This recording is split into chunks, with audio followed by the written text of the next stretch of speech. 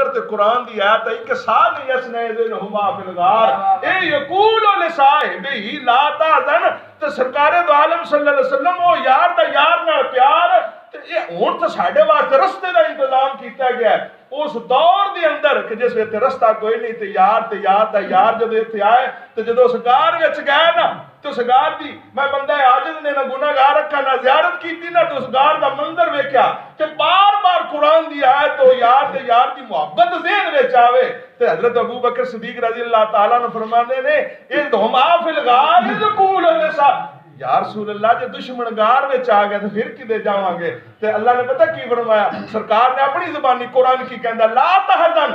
لا تحزن لا تحزن میرے یار غم نہ کر ان اللہ معنا یا رسول اللہ جے پھر آ بھی گئے تو سرکار نے اشارہ کیتا پہاڑ شک ہو گیا تو تھلے تہ دے اندر ایک کشتی سوار ہے فرمایا ارکا مانا یا رسول اللہ دوڑا یار دیاں گے دشمن آ جان فرمایا یا رسول اللہ اس کشتی سوار ہو جانا وہ منظر حضرت ابو ہریرہ رضی اللہ تعالیٰ عنہ فرماتے ہیں سرکار دو عالم صلی اللہ علیہ وسلم چل سرکار نے نا سردیاں دے اندر زمیندار رات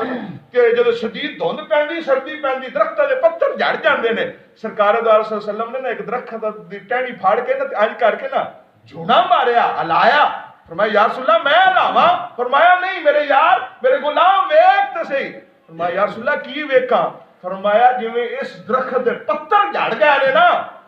فرمایا میرا امتی جدو 5 بڑے نماز پڑھتا ہے اللہ کی بارگاہ جبینے نے آج جو گاندا ہے نا اللہ ایویں اودے گناہ بھی جھاڑ چھڑدا ہے اس واسطے دوستو بزرگو یہ ساڈی تہاڈی خوش نصیبی ہے کہ ہر مہینے حضور دی میلاد دی محفل دے اندر اپنے پیر دے آستانے تے حاضری ہوندی ہے جویں پنجابی زبان چ نا میں اگلے دن صاحب دے جدو ایئرپورٹ تو آئے نا واپس مدینے پا ایئرپورٹ تے سٹے ہویا تے فلائٹ کیونکہ 2 گھنٹے لیٹ ہو گئی موسم دی شدت دی وجہ تو تے اوتھے مسجد